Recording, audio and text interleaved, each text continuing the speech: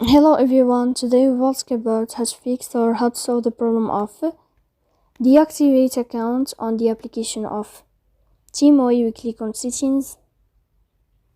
In this page you can click on apps, default apps, app settings. On above you can search about Temu app and you will enter.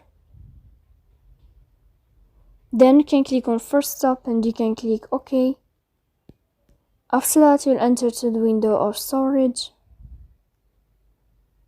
Here you can click clear cache. Don't click clear data because that can delete your account.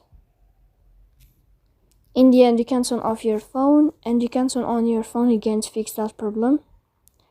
So please don't forget to support us by like and subscribe.